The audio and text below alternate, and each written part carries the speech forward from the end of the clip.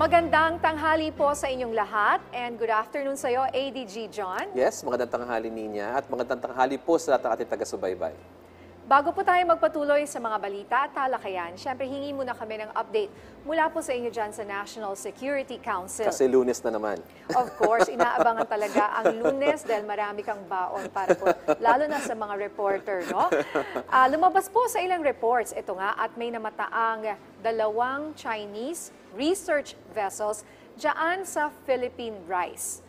ADG, ano ang detalye dito? At para lang sa kaalaman ng mga ordinaryong Pilipino, even for me, no, where is the Philippine Rice? At saan ito kumpara doon sa last time pinag-uusapan natin is Bajo de Masinloc? Yes. Well, ito pong Philippine Rice ay nasa bandang east, no? Kumbaga, ano ba Tagalog ng east? Nako, mahina ako dyan. No, eastern part of the Philippines, no? Yes. Siguro mas madaling maalala ng ating Anong lugar ang malapit doon? Isabela. Isabela. Alam ko Province na. ng Isabela, Catanduanes, Okay. ito yung Aurora Province. So itong mga mga probinsyang ito yung mga nakaharap sa eastern side or the eastern seaboard of the Philippines. Dito po matatagpuan ang Philippine Rice. At yun naman pong West Philippine Sea or itong Pag-asa Island at yung Ayungin Shoal na laging nasa balita, these are on the western side of the Philippines facing Palawan. No? Yes. At yun namang Bajo de Masinloc, ito po ay nakahiwalay ito sa Spratly Islands. No? Siguro itong ating mga kababayan, iniisip nila, since merong dispute din sa Bajo de Masinloc, it should be part of the Kalayaan Island Group. Hindi po, nakahiwalay yan, no? Because Palawan nga ito. Bajo de Masinloc, on the other hand, is located on the coast of Zambales. So medyo Luzon naman ito. So iba-iba itong mga pinag-uusapan natin na iba-ibang fronts, no? Yes. So now we're talking about not the West Philippine Sea, which was, South China Sea. Yes. Now we're talking about the Pacific Ocean. Tama. The Philippine Sea, kumbaga. Philippine Sea. On the eastern side or the eastern starboard of the Philippines. Okay, so ADG, ano ba itong research vessels na ito at namataan kamakailan lamang, ano? Yes, meron nga po tayong namataan na 2 Chinese maritime research vessels na pumasok sa Philippine Rice, which is, as I said, part of the Philippine Exclusive Economic Zone on the right side naman. Yes. No, and gusto ko lang ipaalala sa ating mga kababayan na ito pong Philippine Rice ay meron tayong sovereign rights and jurisdiction dyan noong 2012 pa. Kasi we filed a claim to that with the UN Commission on the Limits of the Continental Shelf. And ito po ay grinant ng UN Commission para sa atin. So this 24 million hectare undersea feature, wala po itong wala itong mga islands or rocks gaya sa Kalayaan Island Group, no? This 24 million hectares undersea 24 feature. million. That's Yes. unimaginable hectares. That's so huge. It's half the size of the Philippine landmass. Yes. Yes. Okay. That's So napakalaki po nito. Yeah. It was also declared as a protected food supply exclusive economic zone in an executive order issued by former President Duterte, EO number 25, way back in 2016 when he first assumed office. So kami po sa National Security Council ay nababahala kami dito sa naging pagpasok di umano ng 2 Chinese maritime research vessels because as declared clearly by the UN Commission on the Limits of the Exclusive on the continental shelf, tayo lang, the Philippines is the only country that has rights over that area. At kung meron mang mga maritime or marine research vessels, wala silang karapatang mag-research doon, gumawa ng anumang exploration without the express consent of the Philippine government. And in this case, itong 2 marine research vessels na ito ay hindi po humingi ng pahintulot mula sa pamahalaan. And if they are conducting marine research in that area, that is an illegal act, no, on the part of these 2 ships. So, ang pinagdidebatehan kasi dito, partner, is are they just exercising innocent passage? Dumadaan lang ba Yeah, napadaan ba? napadaan dahil lang pupunta ba sa sila ibang, doon? lugar? Or are they conducting maritime research or marine research in the area. Because if they are conducting marine research in the area, mali po yun. It is illegal, and we condemn that kind of activity in that area. So what if, or I think I've already heard the news that China is denying it. Sabi na padaan lang daw yung kanilang mga marine research vessels. Ano po ang masasabi nyo dito? Kasi dinedeny nila na hindi raw sila nagko-conduct ng research. Paano natin mapoprove that they are in fact conducting research and it's illegal? Well, in this particular case, wala pa naman silang sinasabi. But in the past, no? Malamang ang sasabihin nila, hulaan natin. There has Hindi totoo yan. Oh, diba? There has been no statement yet from the Chinese government. But yun nga, as you said before, I-anticipate na natin. Sasabihin nila na padaan lang kami. yes, well, according to the reports, they were loitering in the area. Okay. No, so, When you say loitering, just Ibig- hanging out? Yes. Okay. And that would be improper for them to do. Kailangan dumaan lang sila kasi Oo. what is allowed is innocent passage. Yes. If they're loitering there and doing something else, that is a different matter altogether. So yan po yung pinag-aaralan natin ngayon. We are conducting an investigation into what exactly were these ships doing. Kasi, Nina, mabagal din kasi ang takbo nitong mga barkong ito, no?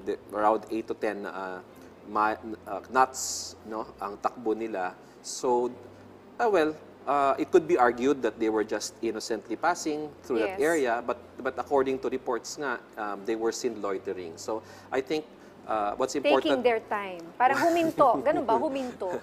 So what's important for government is to determine kung ano ba talaga. And we have already directed the Philippine Navy and the Philippine Coast Guard to investigate and submit a report to the National Security Advisor, to the National Task Force West Philippine Sea Chairman, si Secretary Eduardo Año, so that if it is proven that they were loitering there and they were doing something which is not allowed, and we will have to recommend to the DFA for the filing of a formal diplomatic protest dito naman sa Bandang ito, sa Philippine Rise. Philippine Rise, Okay. yes. May tanong po mula sa GMA News Desk. Tungkol naman sa Chinese vessels na hanggang ngayon daw ba ay namamataan dyan sa Whitsun or Julian Felipe Reef. Meron po bang indikasyon na balak din daw ng China magtayo ng mga artificial islands or island doon? Okay. So, again, Nina, lilipat naman tayo sa kabila. Sa kabila naman. This is West Philippine Sea. Yes. Kasi Whitsun Reef is the international name, pero ito po ay local name Juan Felipe Reef. No? So, ang tanong ay may indikasyon ba na gustong magtayo ng artificial islands? As of now, wala. What we have seen is swarming ng mga barko ng Chinese Maritime Militia and some Chinese Coast Guard vessels. Ngunit, to be perfectly honest about it, the swarming sometimes is the beginning of the building of artificial islands in the area. No? Pero so far, wala pa po tayong nakikitang indikasyon that they are beginning reclamation work or they plan Okay. to build. Because alam niyo po, pag ginawa yan ng China, that is a violation of the Declaration of Conduct which was signed by both parties.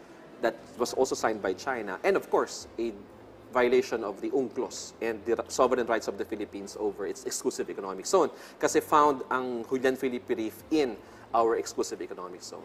So, may follow-up question po dito ang GMA News Desk. Ano ang mayroon sa lokasyon na yan? Bakit interesado po ang China?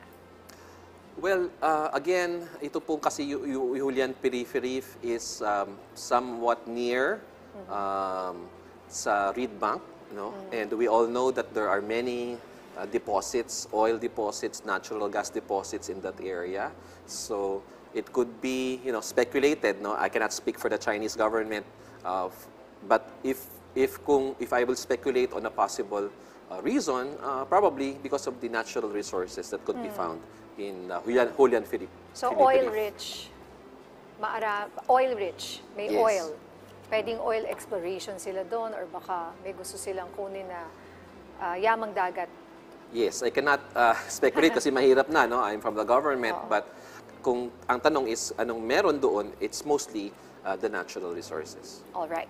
Ay, partner, Yes. let me also add, no, before we end this banter natin, that we already directed, no, the National Security Advisor has directed the Philippine Coast Guard and the Philippine Navy to visit the Philippine Rise immediately. So, Okay. nagpadala na po ang Philippine Coast Guard ng ating pinakamalaking barko, yung BRP Gabriela Silang. No? It's now on its way to Philippine Rise. Dadaanan na rin sa Batanes. They will be there for 2 weeks para ma-monitor yung area doon and to conduct law enforcement activities. Because according to the Philippine Navy, umalis na daw Yes. yung dalawang maritime research vessels. But just in case may mataan po doon, the task of the Philippine Coast Guard is to enforce the law. So, ibig sabihin, itataboy po natin yung kung may mamataan pang mga Paano itataboy, karagdagan. ADG? Water cannon, ganon? Well, of course, we will have to follow the regulations, no? Yes. But kumbaga, Warning muna. they will fly the flag and magsasabi na this is this is under Philippine jurisdiction at umalis kayo dyan. So, yan ang tasking nila, no? Yes. And the Philippine Navy is also doing the same. Magpapadali din tayo ng mga additional na mga eroplano para i-monitor yung area, no? And other possible actions because it's important para sa Pilipinas na bantayan naman natin itong ating kayamanan na nasa eastern side naman ng ating bansa. Marami talagang binabantayan, no? Hindi lang isa, hindi lang puro Baho Masinloc or Ayungin Shoal na laging nababalita. Marami po tayong, on all fronts, tayo napapaligiran ng dagat. And you know, partner, napakalaki ng Pilipinas. No?